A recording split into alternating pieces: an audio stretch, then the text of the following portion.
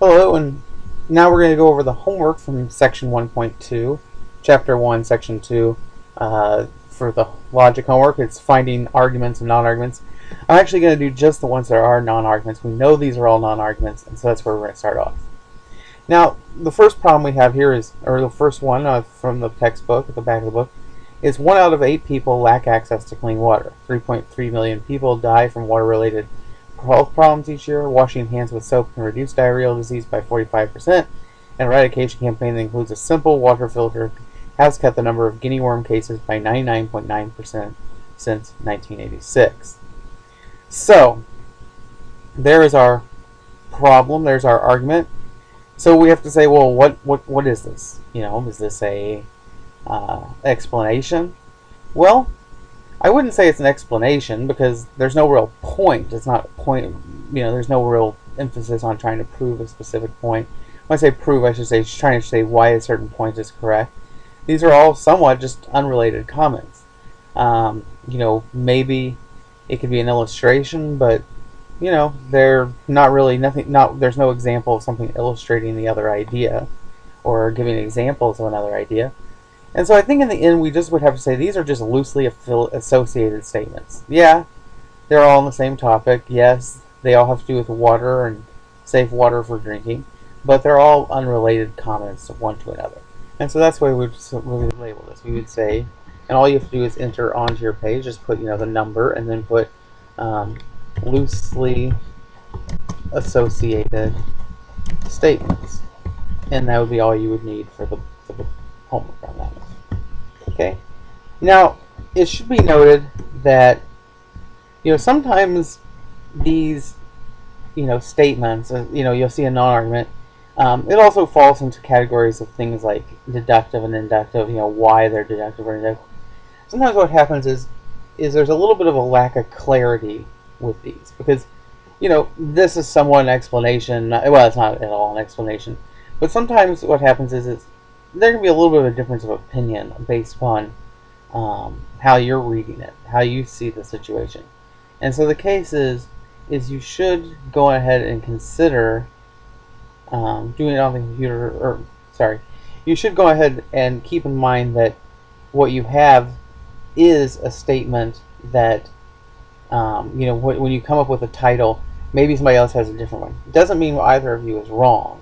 It just means that maybe you've looked at it a little different. The key is you need to be able to explain why. Why did you see it as a loosely? Why did you see it as an explanation? So this one I think is fairly clearly a loosely associated statement, but you would want to be able to at least explain it and realize that not everybody's going to have the same answer, that a lot of these sort of exist along borders. There's not always a clear example, like, oh, it's a non-argument because it is. Now, next, number 2. If parts composing an individual become greater or less, but in such proportions that they all preserve the same mutual relations of motion and rest, the individual will preserve its original nature and its actuality will not be changed. Now this, if you notice, it's a long sentence, but it's basically saying if the parts composing an individual become greater or less, but in such proportion they all preserve the same. Maybe it would simplify it if we just let's delete this for the time being. Just don't even look at that. Okay, there we go. If the parts composing an individual become greater or lesser, the individual will still preserve its original nature, and its actuality will not be changed. If you think about it this way, it makes it a little bit less cumbersome. And if you added the word "then" right there, you could see very clearly that this is a conditional statement. And that's all this is. It's not an argument. It's not anything. It's just a conditional statement. Whether or not this argument is true rests on whether or not that rests upon evaluating it, but it's not an argument itself. Okay. Abandon ship, you scurvy dogs. Okay, I think this one is fairly clearly just a warning or piece of advice. In this case, it's a warning, but that's essentially straightforward.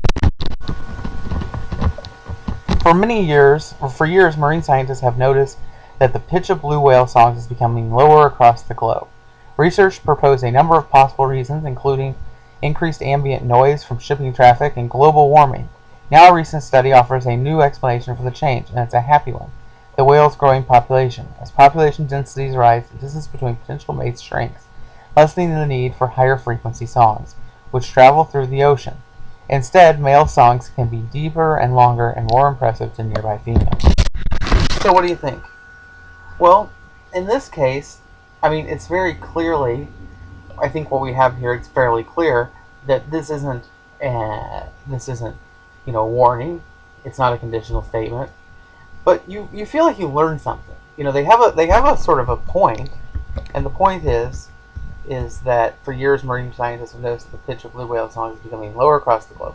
So basically, why is, it's somewhat of an unstated point, but they're saying, why is it that the pitch has become lower? And then it explains it. And since you can see very clearly it's an explanation, then we would label it as just an explanation. Okay. Number 5. If you enjoy watching birds and other wildlife species in your backyard, you may want to plant trees, shrubs that are shrubs and flowers for wildlife.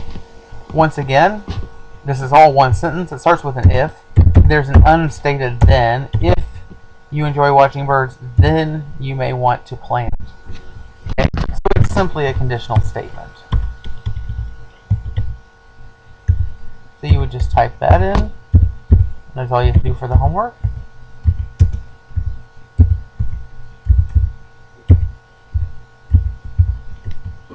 Number 6. Until the early 70s, black Americans had the lowest suicide rate in the United States. But now young black people lead the nation in suicides. What has changed? What went wrong? The bitter irony of integration, the cumulative effects of genocidal conspiracy, the virtual collapse of rising expectations after the optimistic 60s. None of us fully understand why the cultural structures that once sustained black life in America are no longer able to fend off the nihilistic threat. I believe that 2 significant reasons why the threat is more powerful now than ever before are saturation of market forces and market moralities in black life and the present crisis in black leadership. Okay, so that's pretty long.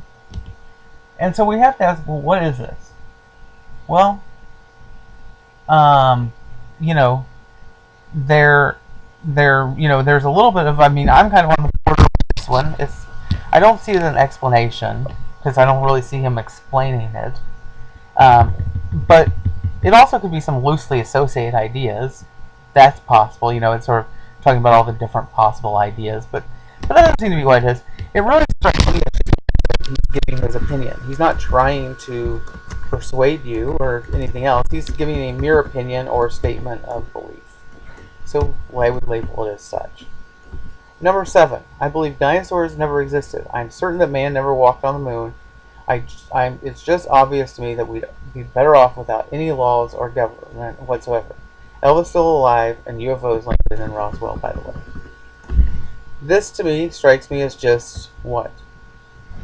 Well, it strikes me as just a bunch of loosely associated statements. There's no real connection for all of them. They're just loosely associated statements. One might also say, I would also accept if somebody said opinion or statement of belief, because he is sort of stating his own opinion in this. Okay, number 8. Recent discoveries have shaken the accepted theories about the origin of man. Ardipithecus remitus, I don't know how you say it, moved back the generally accepted earliest evolution of man by millions of years, and the hobbits discovered in Indonesia undermined belief in the out of Africa theory.